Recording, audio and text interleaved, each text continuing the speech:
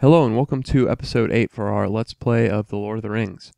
In the last episode we reached the Prancing Pony Inn, and although we didn't find Gandalf waiting for us there, we did meet the Ranger Strider, also called Aragorn, and we recruited him to our party and we explored the rest of the town. So now our next goal will be to explore the wilderness to the east of Bree. So we'll start out by going along this eastern path, and I'll go ahead and say that we'll find these two paths here to the north and south, and I'm just going to ignore the northern path, at least for now. There's really nothing we can do up there of any use. Once we reach the ford, there'll be some quests that we can come back and do, and I may include those in a bonus episode. But for now, I'm just going to ignore the town to the north, arch it, and I'm going to go south to Stattle. And there are two important things we want to do here. So you want to start off by just following the path south. And we're looking for a shop down here. I think there are only 3 or 4 houses and buildings down here, but this is the one you want right off to the east here. I have some items for sale. We're the adventurers. And the thing we want to buy is the green skull here. You can buy one of the rings if you want, and you can trade them to somebody at a later point in the game, but we've already got enough treasure that we're going to have to trade away later, so I just saved my silver pennies. Although there isn't much of anything else that you'll need to save the pennies to spend them on at this point anyway, so it's really going to be up to you at this point. But after we get to the shop, we'll want to go back to the north here, and there's this inn right off the path here. And it's run by a dwarf, it looks like, Orin. Welcome to the Forsaken Inn. I am Orin, son of Fundin. I have little to offer except a place to rest. Well, this is the inn that the dwarf to the east of Bree, to the west of Bree, mentioned as we were coming into town, and we were told to ask about 3 dwarves. The first of which was Nuri. Oh, him. I wouldn't listen to him too much. He claims there are caverns under Rivendell. Ha. And it'll close out of the menu talk box there once you ask him about these dwarves. So you'll just have to go back into it. But the second one we were told was Bree. Good old Bree. We fought side by side while exploring secret caves in the troll shaws. Trolls. Bah. He seems to be kind of dismissive of a lot of these dangers here. And the last one we were told was Fallen. His brother Hane has disappeared in Mirkwood. So, asking about those 3 dwarves, didn't really give us anything useful, but we were told by Orin here that his father was, Fundin, which we know was Balin and Dwalin's father, who journeyed with our Uncle Bilbo, so we can ask about Fundin and see what he has to say. He sealed the mines long ago. And, once you ask him enough questions, it'll display this message here. Outside, horses ride up. It sounds like the Black Riders are coming. Orin immediately recognizes your peril. There's a secret passage under the bed in the southeast room. Find it and wait for an hour until they go away. Hurry. So we'll naturally want to hide from the riders here. And when we come down into the secret passage here, we find kind of a underground maze sort of area. And this is where the green skull is going to come into play. I'll show you the map here. Well, you don't get a good view of it actually, since we haven't explored most of the maze, but you want to come first to the west and then to the north here, and we'll find this other section we can descend into. We'll find a ghost here. On a large stone table rest 3 green skulls. There's a single empty space on the table. A single silent spirit watches you. And you can't actually talk to the ghost at all. But this is where the green skull we found is going to come into play if you use the green skull here. Owen's spectral voice whispers, from Burry's cairn, west, south, east, northwest. We know that Owen was another one of the dwarves that traveled with our uncle. But first we'll have to find the cairn that he was talking about, so we can find the directions that we need to find whatever it is that he was trying to tell us about. But first we have these spiders here that we'll need to take care of. And obviously they should not be a huge problem at this point, given your the characters in your party and their state of equip. And we have some graves here, it looks like. In dwarven runes, a bleak grey stone proclaims, "Here lie Bury, Nain, and Glain. Many were the orcs who fell before their axes at Azan-ul-Bazar." And that was the last battle of the Dwarf and Orc War fought at the Eastern Gate of Moria. The first Hobbit movie, actually, that just came out, if you saw that, was referenced in the beginning of that movie. But so we found the cairn, so we'll want to start out by going west, south, and then we'll go east and south again, then east here, and north, and then west. We seem to have reached a dead end, but maybe our perception will show us something else. There's something buried here. We'll obviously want to see what that is. Use your shovel or the pick, I think, will work as well. A note says, "This is Galadriel's token. It is a symbol of the friendship of the Eldar and the Nagrim. 2 of these were made long ago by Queen Galadriel to King Durin when he helped her escape from Sauron during ancient wars. Only one other token is known to exist, in Moria. This token is used as one of the safeguards to prevent Durin's axe from falling into the hands of our enemies. The other is the Golden Wheel. Only with these items can Durin's axe be regained." Well, we've already found the Golden Wheel, so it seems that the task that's being presented is to find Durin's axe, since we've already got 2 of the artifacts that you need to reclaim it. And you can follow this path here. We come across some more graves. On the sides of these sarcophagi, the dwarven runes say, "They fought at the battle of 5 armies. Now side by side they lie, Dane's surest soldiers, Baldur, Orin, and Bolthor." And that's another reference to the last battle that was fought in the Hobbit story, our Uncle Bilbo once again. Although you can't help but wonder why the dwarves were buried so far from the battle site. So you'll want to exit the inn, and I know I said we were going to ignore this northern path, but you'll want to take it north at least until you find the marshes off to the east here.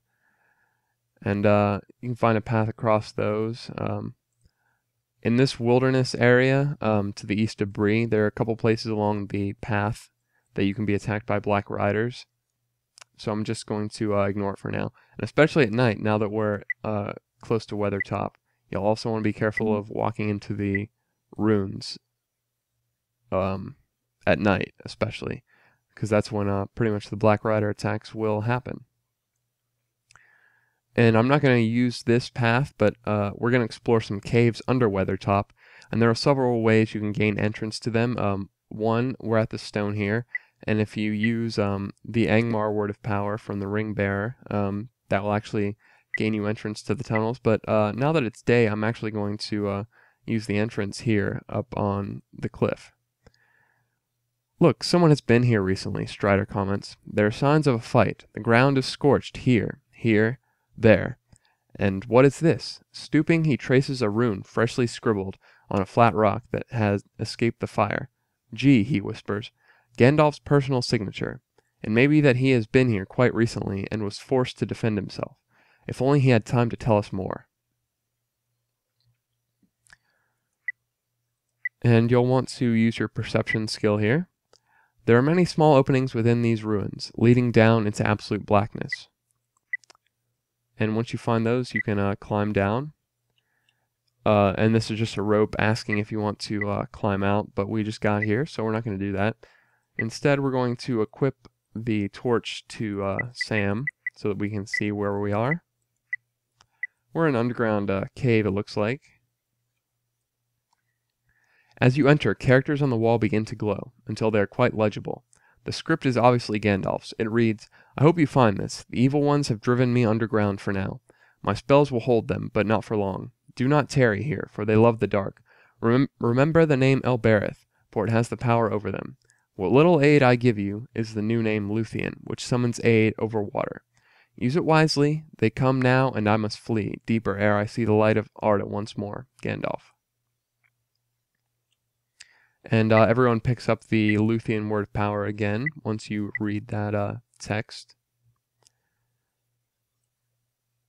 And if you use the Angmar word of power at the stone, this is where you'll come in right here. There's something magical about this section of the north wall. You get a strange feeling from it. And like I said, that's where you'll enter if you use that word of power at the stone. There's an ancient doorway here, cunningly concealed. Examining it closely, you find it is blocked by layers of rubble. And we can use the pick once again, or the shovel, excuse me, to explore this layer underneath. And you'll find 4 crypts here. You can open them with a pry bar, but the only thing that will happen is you'll be attacked by ghosts. So we're going to skip doing that for now. A ghost hovers here, noble in bearing, yet wearing a sadness deeper than any you have known. You sense no evil, but nevertheless a deep chill runs down your spines as it whispers in hollow tones. In life I was Theodred, one of many lords of Amansul who have ruled this place over the centuries. Long ago I gave my heart to a maiden fair, Luthana. Yet never was our love to be, for the servant of the Witch King took her spirit where none can reach. Love. It slew me more surely than all the arrows of Angmar. I sat in a tower with armies at my command. Through the stone of seeing I could behold all that occurred in my domain, and beyond. I had the wealth of kings, but this meant nothing to me. I could not fight for Luthana. I could not see Luthana in the stone, and all my wealth and power could not buy her back. Now I watch over the dead. Though the dead cannot know love, my dead heart yet craves to know of love. None may pass until they give proof of a maiden's love. If you cannot show me this, then do not try to gain entry past me. There are a couple things you can use here. If you still have the gold token, I believe you'll be able to use that. And if you've made it far enough, you can use the Arwen token, but we haven't, so we can actually use Rose's token. We don't want to trade it to him. We just want to use it. At last, says the ghost with a hint of sadness, yes, you are free to go. I thank you. You have done more for me than you will ever know. The ghost adds, I know the enemy is following you. You have no hope of escape without the knowledge and blessing of Elbereth or Luthien. Seek to know them better, for their names have the power to save thee.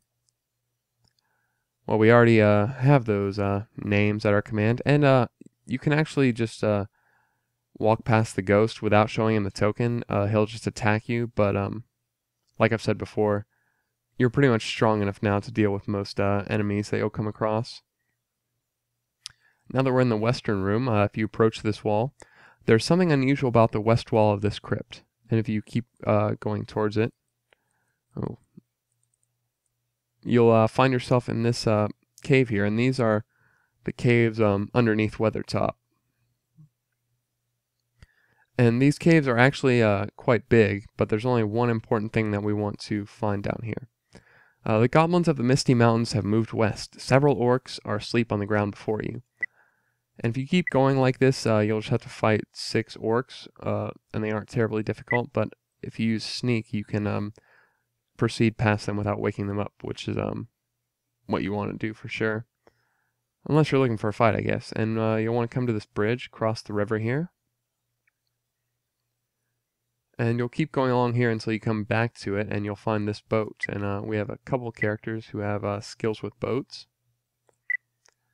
So you can take that across the lake there, and you'll find this shaft leading upwards. So we can climb up and see what we have here. Well, it looks like a lot of spider webs. The sword from Withywindle's cave begins to hum wildly. And this is why we hung on to the spider sword, because that's actually the way you need to get through these spider webs. Otherwise, you would find that the webs are too thick for you to pass through. But this is also an instance, if that is the case for you, you can use the that little glitch I talked about that allows you to enter Bree at night just to pass. That'll let you pass most, pretty much every barrier, invisible barrier that there is in the game. But anyways, once you have the spider sword, destroy the web so you can pass, you'll be attacked by these 5 spiders, but the spiders really shouldn't be a problem for you at all. I know it sounds like I pretty much say that about every enemy you get attacked by. But really, there are only going to be a couple. The Black Riders, obviously, we don't want to tangle with, but we'll deal with them once and for all fairly soon. And there's only going to be one more big enemy that we'll have to deal with. And once you defeat the spiders, you can find this locked chest here. So we know what to do with locked chests. And we find this artifact, the broken wing, that we want to take. And if you come back here, climb down. There we go.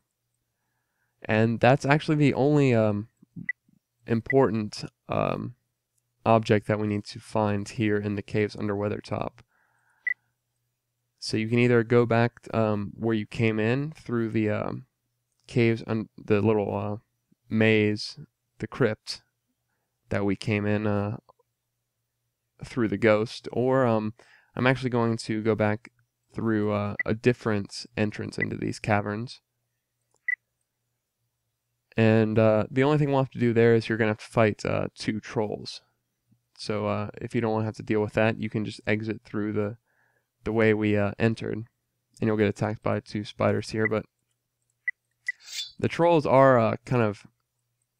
They definitely have a lot of health and attack power, but their weakness is that they're pretty slow. So hopefully you should have enough time to work in enough attacks by the time they're given a chance to strike. And we do have so many rations and food items by this point that any damage you do sustain, you'll be able to deal with pretty quickly. And there are several points in the caves here where you will be presented with sleeping orcs, but every time that happens, you'll obviously just want to sneak around them. And we'll follow the river back up here to the north. And pretty soon we should be coming to another bridge right here. And here are the trolls I was talking about. And they're going to have a lot of hit points and a lot of attack power, like I said before, but they're not nearly as fast as most enemies you'll come across, so that's their big weakness. So if you can deal with them quick enough, they shouldn't pose too much of a threat, especially with your heavy hitters like Durin and Aragorn.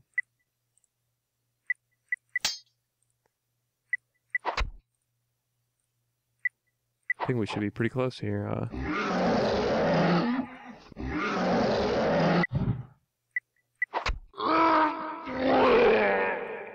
I think that the troll death sound is probably my favorite sound in the entire game. It's just so ridiculous. So we'll have to kill this other one so we can hear it again. Oh, damn it, you just... That's one tough thing about fighting the trolls on this bridge. It's hard to get everybody close enough in such a small, cramped space. And that's going to be one of the things, once you get into Moria, which is a big part of this game, yeah. You're in these tight, confined hallways trying to squeeze in everybody close enough to attack the enemies. And like there with Pippin, sometimes you just won't be able to get some characters close enough, unfortunately.